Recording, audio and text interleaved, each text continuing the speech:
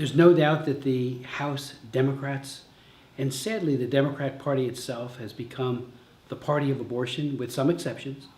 The aggressiveness by which they're pushing the agenda of destroying unborn children, forcing taxpayers to subsidize abortion on demand, to end any kind of conscience protection. You know, we had 8 years of Obama, and we have clear, non-ambiguous laws on protecting the right of conscience so that nurses, doctors, even entities like hospitals can't be compelled to be involved with abortion. And yet the Obama administration refused for 8 years to enforce any of those laws. The good news is, under President Trump, those laws are being enforced. New regulations are being promulgated and are in the process of doing so to protect the right of conscience, to protect to the greatest extent possible. Things like co-location of abortion clinics with federal funding. The rule hopefully will be promulgated very shortly on Title X. So we're seeing administratively some wonderful things being done. The good news today was that President Trump issued a letter saying clearly and non-ambiguously that any legislation, any bill voted on by Congress that comes to his desk that reverses or weakens any pro-life policy will be vetoed. It is huge. I mean, we have the votes to sustain those vetoes. We did a letter to the president, both the House and the Senate, and the numbers you need is about a third of the House and the Senate. And we have way more than that who have signed their names and said, you change the policy, House Democrats, party of abortion, and we will sustain that veto and will not be complicit in chemically poisoning and killing babies through abortion. So it's a fight, it's a struggle. I believe first and foremost we need to pray more, fast, and work more effectively and recommit ourselves to this human rights cause of protecting the unborn and equally their moms.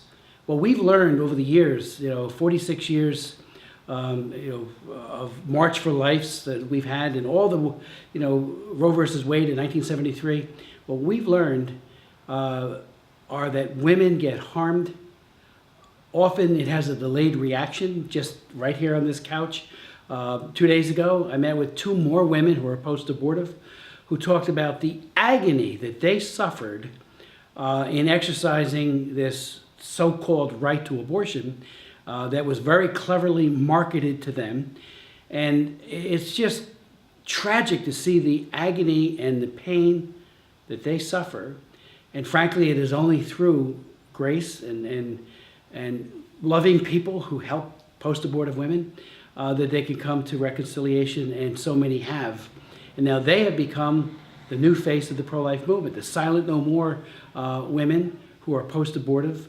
They're articulate, above all, they're compassionate, and they suffer, because they're talking about a very difficult thing that they went through, but they do it because they care so much about other women, and they care so much about children.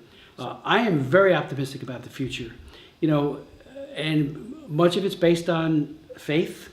John 14:14 is among my many favorite scriptures. Anything you ask me in my name, I will do.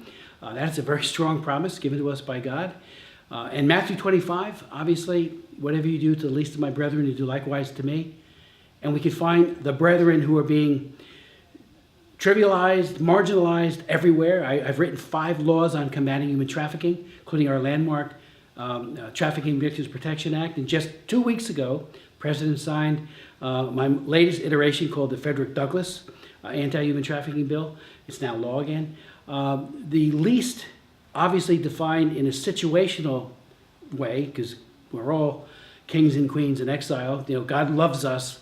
There are no least, but only in terms of the situation they find themselves in. Well, the unborn and their moms who are being pressured, they fall into that category during that vulnerable time. So we have to step in.